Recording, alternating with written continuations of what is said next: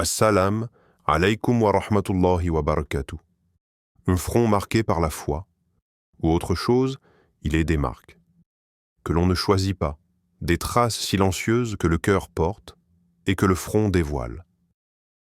Cette marque, bon monsieur, sijda, ce signe sombre qui se dessine sur le front de certains musulmans.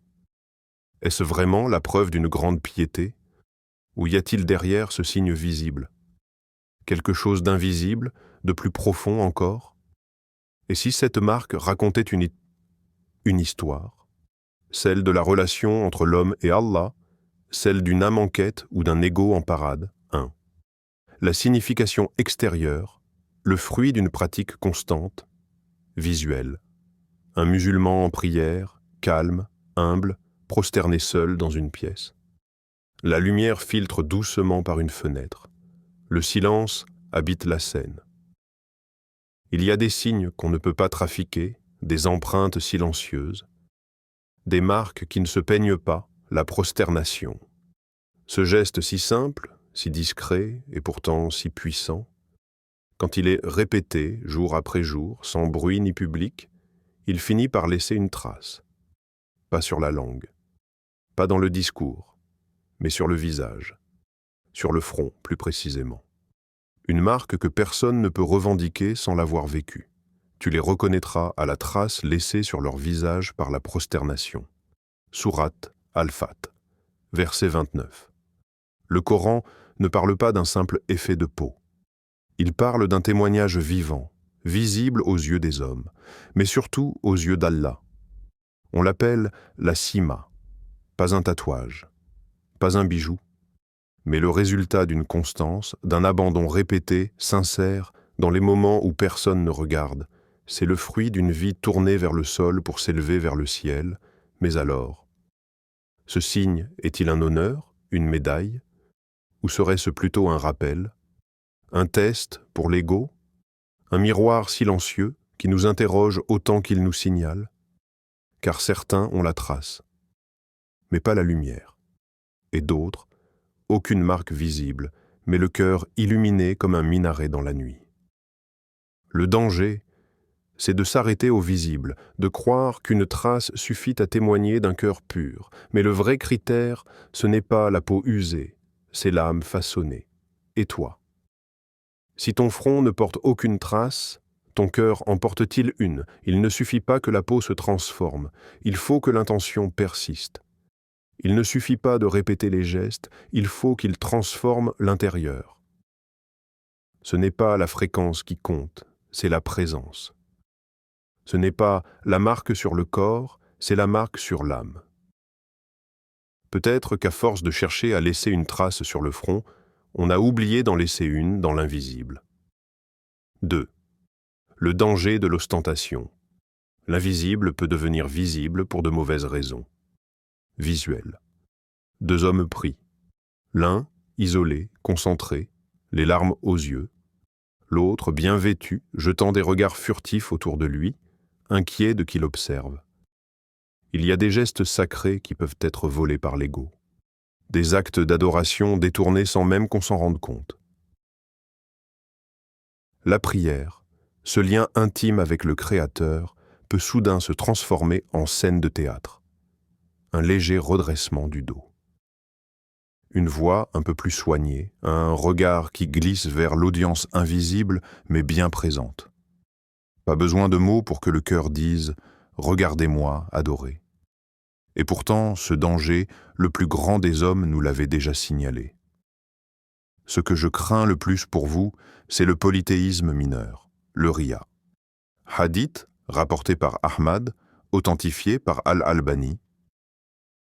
Le polythéisme mineur, mineur par l'apparence, majeur dans les conséquences. Car le riya, c'est subtil. C'est un poison qui ne fait pas de bruit. Il ne frappe pas à la porte du cœur. Il s'infiltre, doucement, insidieusement. Et sans même que tu t'en rendes compte, ce n'est plus Allah que tu veux plaire, mais eux. Eux, les regards, les murmures, les « Masha Allah » que tu espères. Tu as l'air pieux. Mais tu n'es pas seul dans ton acte. Tu y as invité un spectateur, ton image. Le Coran nous alerte aussi, malheur donc à ceux qui prient, tout en étant négligents et ostentatoires. Sourate Al-Ma'oun, versets 4 à 6. Tu peux prier 5 fois par jour. Et pourtant, ne pas prier pour Allah seul. Tu peux pleurer, mais pour être vu, tu peux t'humilier, mais pour être glorifié. Et cette trace sur ton front, elle devient alors un déguisement, un maquillage sacré, un symbole volé à la sincérité. Quand tu pries, est-ce Allah que tu regardes avec ton cœur, ou les gens qui te regardent avec leurs yeux? Le regard d'Allah perce les intentions. Il lit ce que personne ne lit. Là où les hommes voient une belle prosternation, lui voit la direction réelle de ton cœur. Alors demande-toi, si l'ostentation se cache dans l'invisible, peut-elle transformer la lumière en illusion? 3.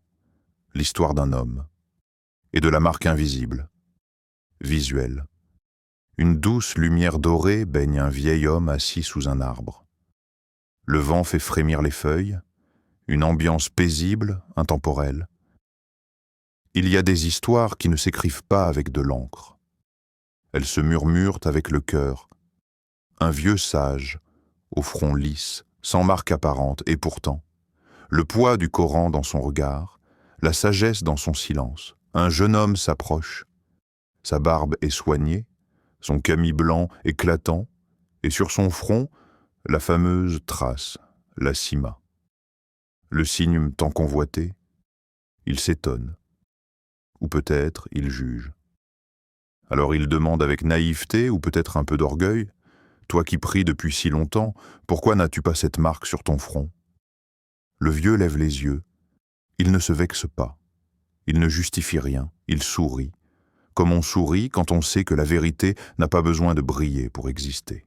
« Mon fils, j'ai demandé à Allah que ma trace reste dans mon livre, pas sur mon visage, une simple phrase, mais elle fait trembler l'ego. Elle remet les compteurs à zéro. La foi n'est pas un trophée qu'on expose, c'est un poids sacré qu'on protège. Celui qui prie pour Allah n'attend aucun regard, celui qui s'élève ne cherche aucun piédestal. Car ce qui est pur n'a pas besoin de publicité, c'est lui qui connaît le secret et ce qui est encore plus caché. Sourate Taha, verset 7. Il n'y a pas plus profond que ce qu'on ne montre jamais. Il n'y a pas plus sincère que ce qu'on garde entre nous et lui.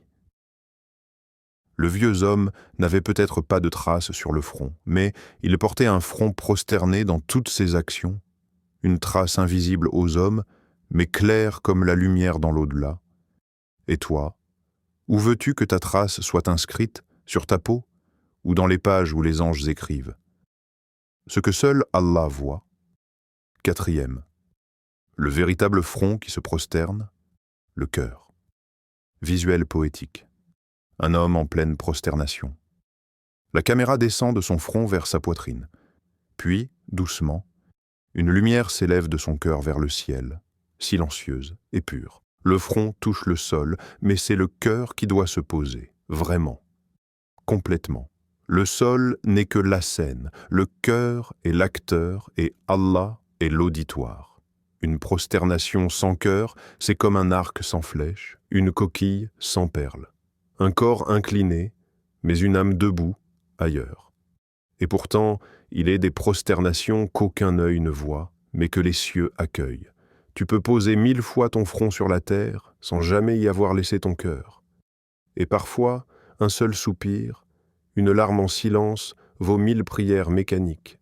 Le cœur est le premier à tomber quand la foi est sincère. Il tombe non par faiblesse, mais par amour, par crainte, par besoin.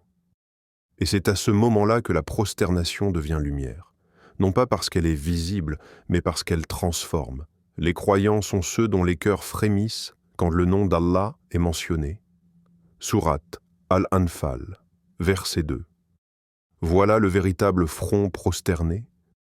Ce n'est pas une peau rugueuse, ce n'est pas un geste répété, c'est un frémissement, un cœur qui s'incline dès qu'il entend « Allah ». Ce cœur ne demande pas d'être vu, il ne réclame pas de traces. Il cherche seulement le regard d'Allah dans le silence du monde. Alors, quand tu poses ton front au sol, ton cœur, lui, où est-il? S'il ne descend pas avec toi, es-tu vraiment tombé? la trace que tu veux laisser. Visuel. Écran noir, avec la phrase en calligraphie lumineuse. Quelle trace veux-tu vraiment laisser? Une marque sur ton front? Ou une empreinte dans l'au-delà?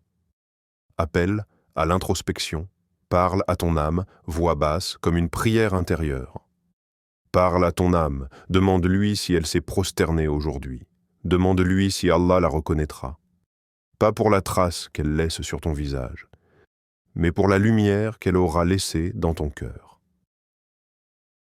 Fin, verset final et rappel. Le jour où ni les biens ni les enfants ne seront d'aucune utilité, sauf pour celui qui viendra à Allah avec un cœur pur. Sourate Ash-Shu'ara, versets 88 à 89. Si ce message t'a touché, partage-le avec ceux que tu aimes, non pas pour qu'ils voient, mais pour qu'ils ressentent.